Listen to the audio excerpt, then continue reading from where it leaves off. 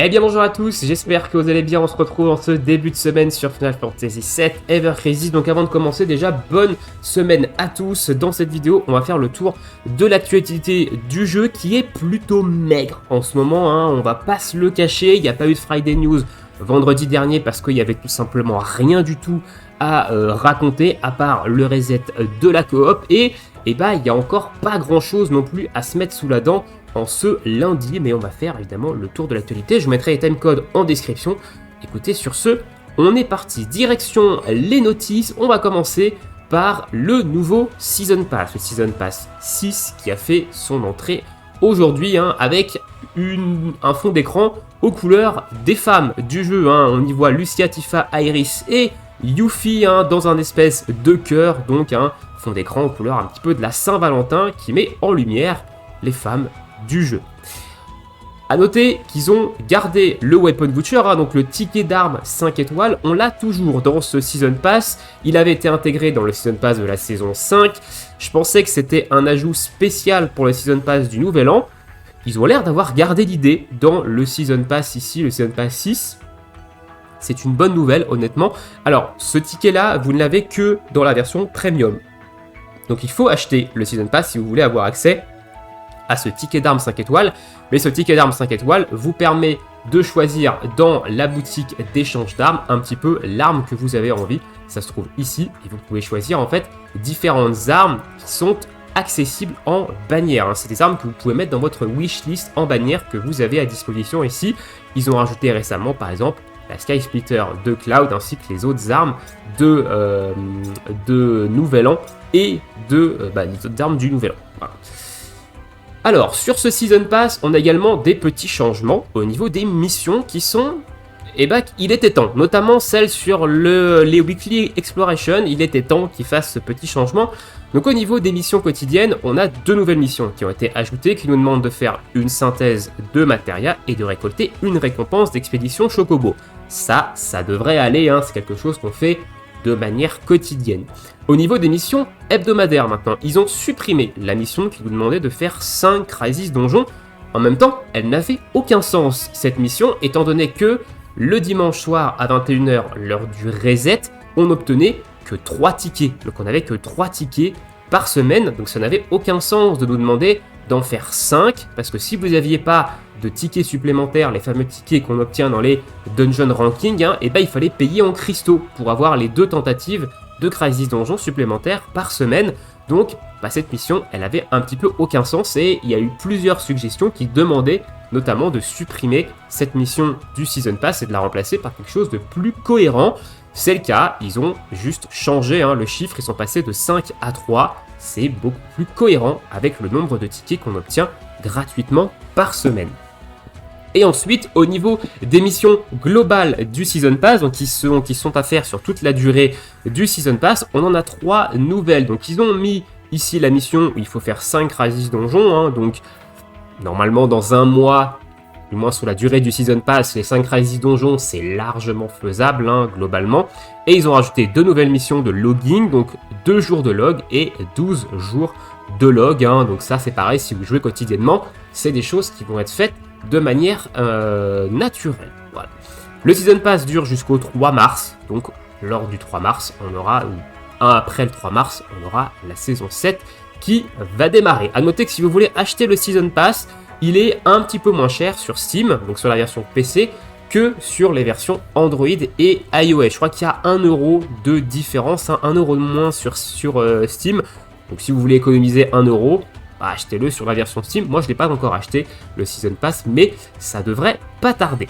Alors, on va rester dans les notices parce qu'on va parler des différentes campagnes, donc de coop et des campagnes de boost dans les différents modes de jeu pour le mois de février. Donc au niveau de la coop, on va s'attarder juste sur les weapon parts de ce mois-ci parce qu'au niveau des boss, on a très peu de nouveaux boss, hein. Je crois qu'on a que Reno qui est nouveau.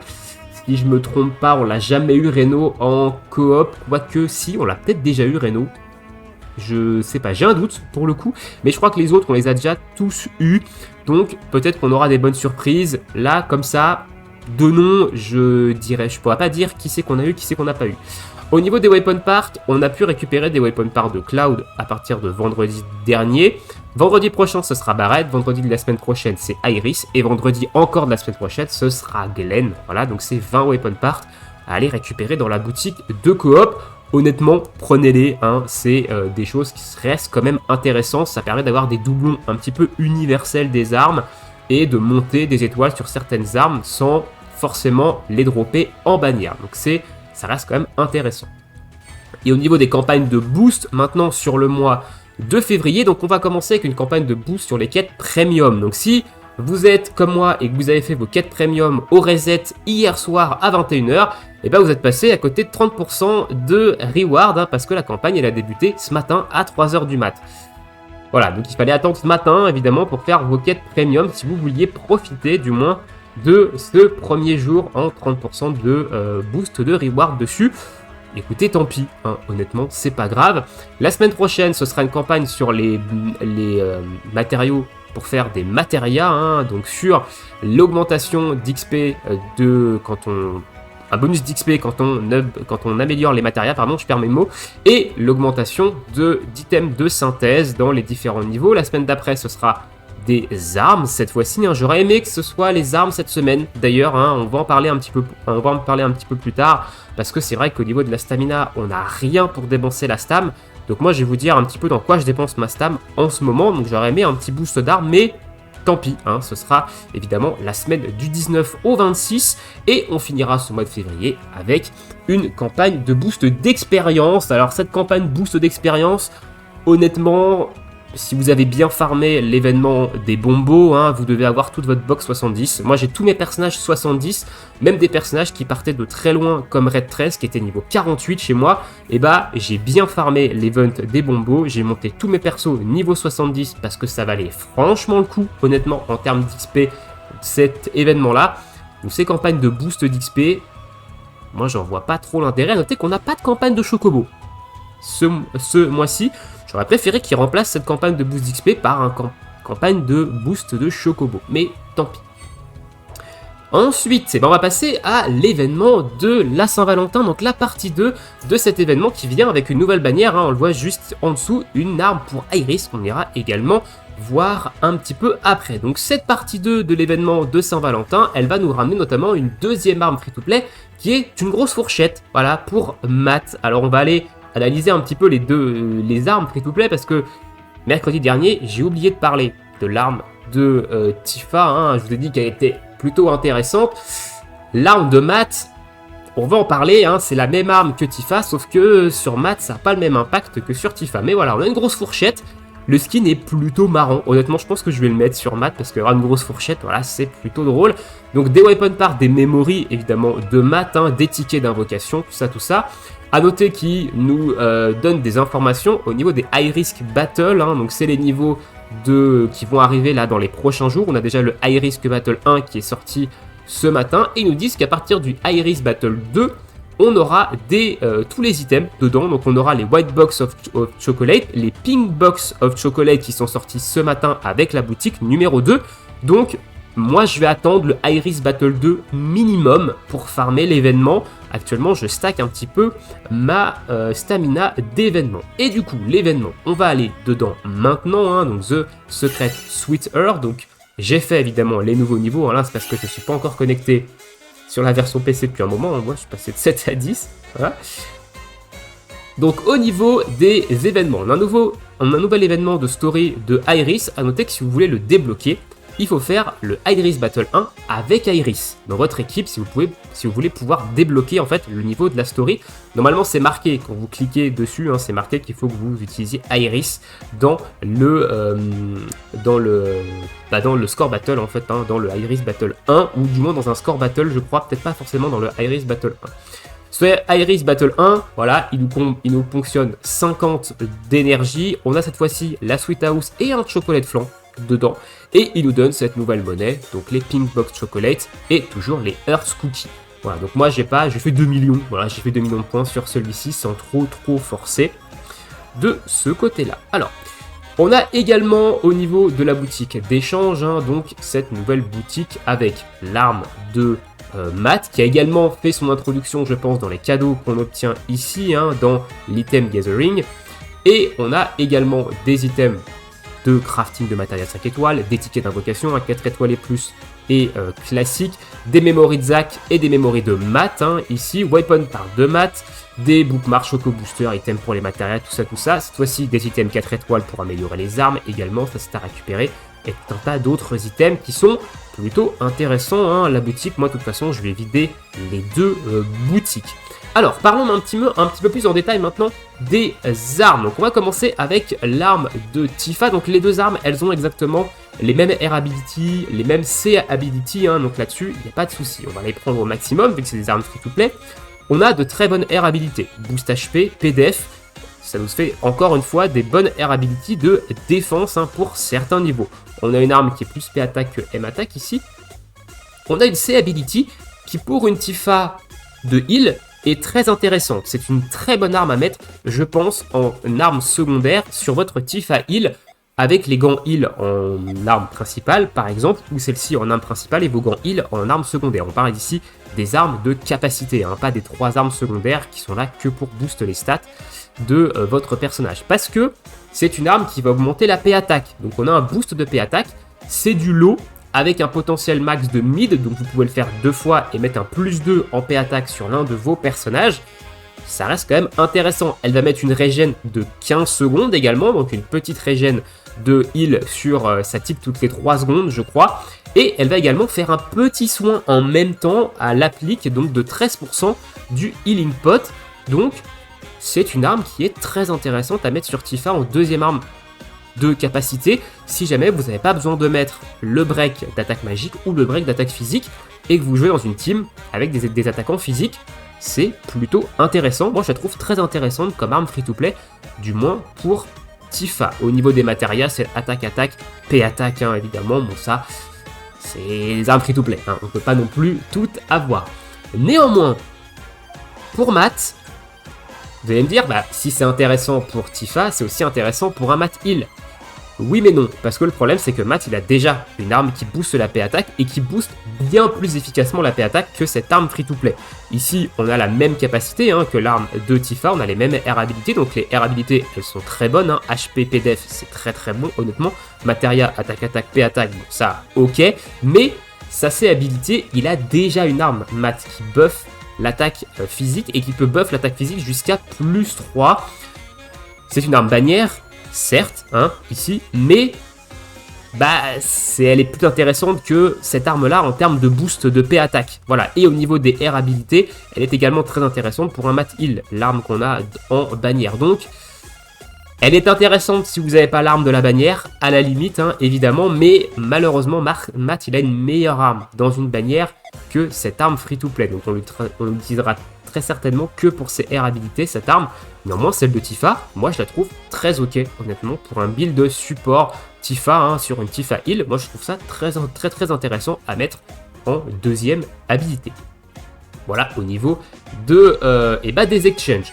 On va parler maintenant des missions. Ils ont rajouté quelques petites missions, hein, notamment upgrade une materia, récupérer des récompenses d'expédition Chocobo, monter le level de votre Gathering. On a également ici les petites récompenses de clean des différents nouveaux niveaux, hein, et ainsi que des cristaux sur le High Battle Risk. On a 100 cristaux si vous faites un rang D ou plus. Voilà, au niveau des dailies, on n'a pas de dailies supplémentaires, donc ça reste notamment classique. Ah tiens, j'ai débloqué le fond d'écran, d'ailleurs 5000 de stamina utilisé.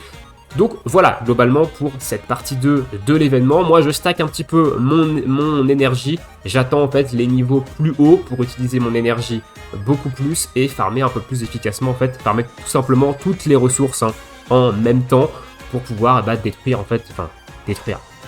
vider les 2 boutiques assez rapidement. Voilà au niveau de l'événement. Avant de passer sur la bannière, on va faire un petit point sur la stamina. Où est-ce que moi j'utilise ma stamina en ce moment? Parce que vous le voyez, l'événement The Secret Sweet Heart, il a une stamina propre à lui. On n'utilise pas la stamina classique.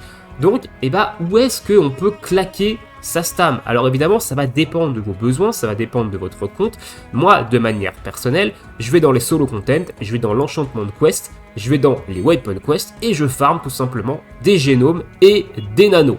Voilà. des nanocubes et des génomes pods pour me faire un petit stock notamment de 4 étoiles pour les futures armes à level up, hein, voilà. Donc j'ai ici 22 nanocubes, donc je vais continuer à en farmer, et ici j'ai 48 génomes Megapod X, hein, que je vais continuer également à farmer. J'ai pas mal de stamina en stock, vu que ça fait un moment qu'on ne l'utilise plus beaucoup, donc moi je vais farmer ça. Avant, j'ai farmé un petit peu dans le Training Quest, notamment des pièces ici pour les différents arbres. On est 3200 de Power, 4003 de Magic et 3000 de Healing. Voilà, pour me préparer potentiellement aux futurs upgrades des arbres de mes personnages. Donc, vous pouvez également vous faire un petit stock de pièces ici, c'est pas non plus inintéressant.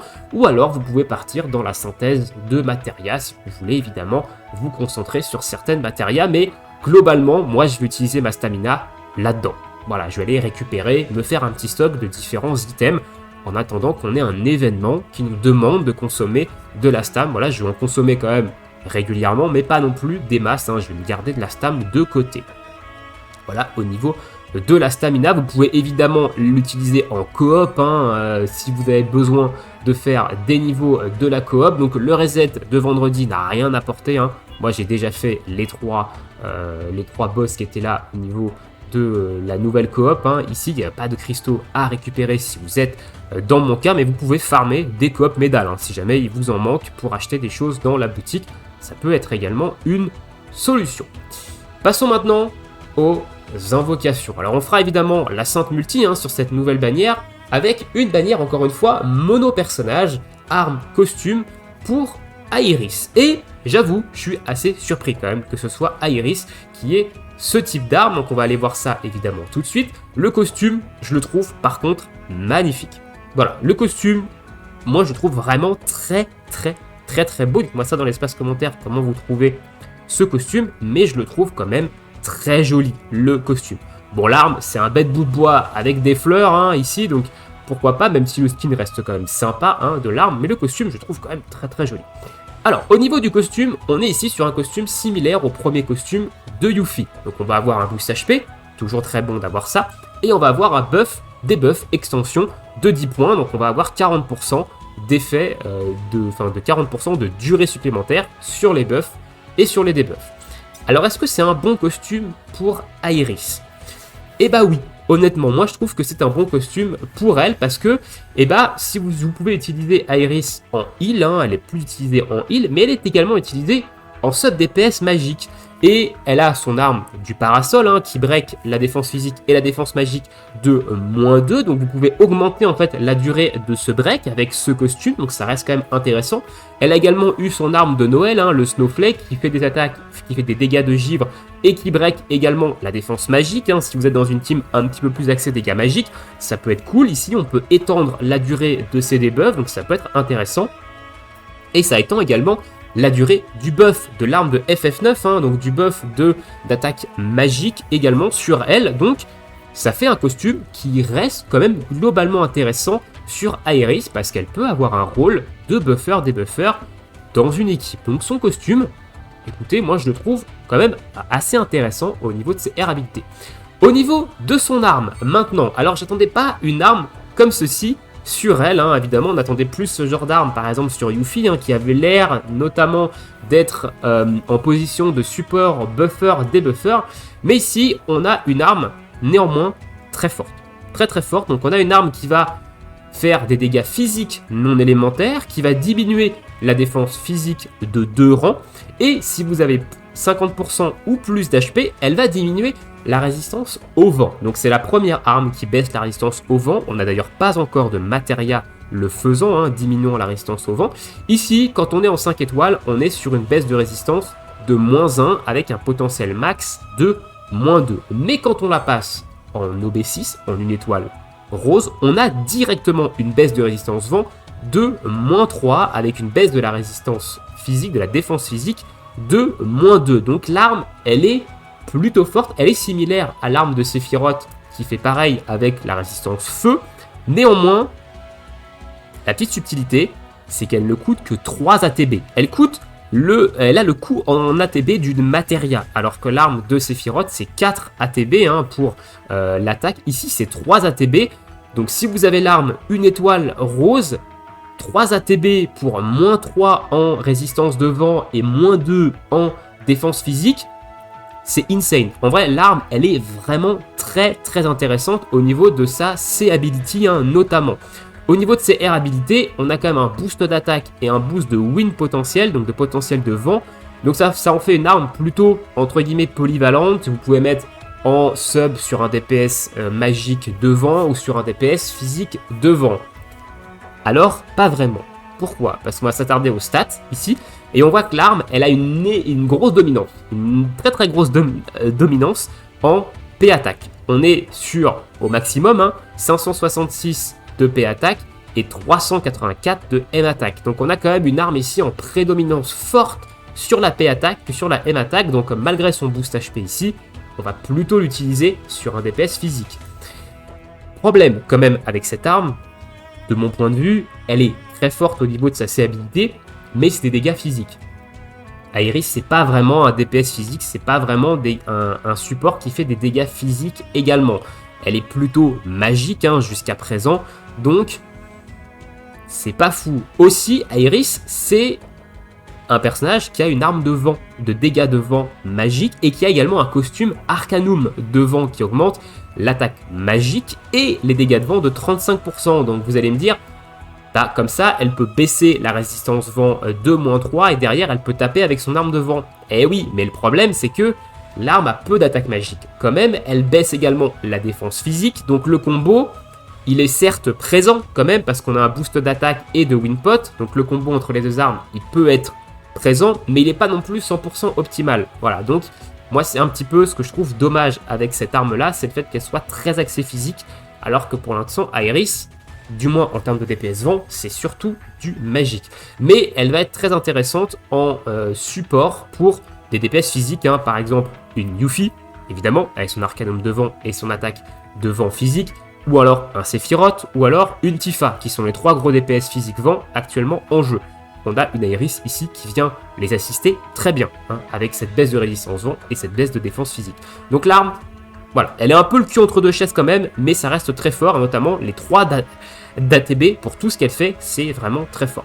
Au niveau des matéria, on a un boost de P-attaque, voilà, en matéria. On a un boost de wind ici, donc de boost de matéria de vent. Si vous mettez une matéria de vent ici, elle a 30% de dégâts en plus, hein. Et on a cet emplacement que je déteste, que je trouve vraiment mauvais. C'est l'emplacement qui fait que votre cure, donc votre matéria de heal, elle soigne toute votre équipe, mais vous perdez 40% d'efficacité de soins. Donc à la limite, ça peut être cool pour faire un petit heal d'assist, mais c'est pas un emplacement qui est vraiment très intéressant pour en faire juste un heal, un main healer. Il vous faut potentiellement une arme qui heal en zone, c'est bien plus efficace que cet emplacement de matéria si vous voulez en faire un soigneur. Mais néanmoins, ça peut être un petit soin d'appui, donc pourquoi pas, mais moi je trouve pas cet emplacement vraiment très intéressant à cause du -40 notamment de heal pot. Voilà. Donc globalement, l'arme, elle est bonne, hein, mais après, à vous de voir, en fonction de ce que vous avez besoin, mais l'arme, globalement, elle est bonne. Voilà un petit peu ce que je peux vous dire, moi, de mon point de vue, sur cette bannière. Alors, est-ce que je vais invoquer dessus ou pas? Moi, je vais juste faire la sainte multi dessus, hein, qu'on va faire d'ailleurs maintenant, mais je n'invoquerai pas de manière sérieuse sur cette bannière, parce que Aeris, c'est un personnage que je ne joue plus, et son arme, à la limite, je pourrais la mettre en wishlist quand j'aurais besoin en fait d'avoir une arme qui baisse la résistance de vent, mais son costume, je pense que je peux largement m'en passer, donc j'irai pas invoquer sur cette bannière. J'ai fait ma petite wishlist.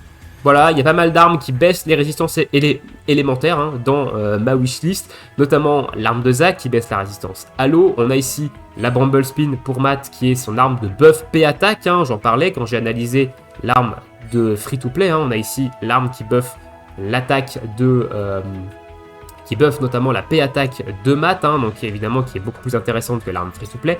J'ai mis l'arme qui baisse la résistance au feu de notre ami Sephiroth, l'arme qui baisse la résistance à la foudre de notre ami Yuffie, et l'Amurazame de Cloud. Il me manque un doublon pour l'avoir une étoile rose, hein, donc je vais essayer d'aller récupérer ça si jamais j'ai un petit peu de chance sur la Sainte Multi. Écoutez, let's go! Sainte Multi sur la bannière d'Aeris. On va voir un petit peu au niveau des stamps. Qu'est-ce qu'on nous sort ici? Un x2. Ok, un petit x2. ça reste correct. Ouais, ça reste correct, hein, un petit x2. Et on va voir, est-ce qu'on va avoir de la luck ou pas sur cette multi-invocation. Et on a un costume, donc on a du 5 étoiles garanti, on va passer l'animation. Est-ce qu'on va avoir d'ailleurs l'arme d'Iris First multi. Ok, on a un 5 étoiles, ce sera de la Yuffie. Ok, c'est de la Yuffie. Peut-être l'arme que j'avais mis en... Ok, très bien. Bon, on a l'arme 3 étoiles, hein, c'est du 3 là ici. Mais on a quand même le doublon sur l'arme de Yuffie, donc c'est intéressant. En route vers l'OB6 hein, pour les -3 de baisse de résistance à la foudre. Voilà, ce sera une petite sainte multi plutôt intéressante. Ils la mettent d'ailleurs bien en avant. Hein. Ici, First Arm avec une C-habilité à 3. Hein. Voilà, on a fait le tour un petit peu des news du jour. Dites-moi ce que vous pensez de tout ça dans l'espace commentaire. Est-ce que vous allez invoquer ou non sur cette nouvelle bannière ou si vous attendez évidemment une prochaine bannière. On se retrouve bientôt pour de nouvelles vidéos hein, sur Final Fantasy VII Ever Crazy. Je vous souhaite à tous une très bonne journée, une très bonne soirée, bon jeu et à bientôt. Ciao, ciao.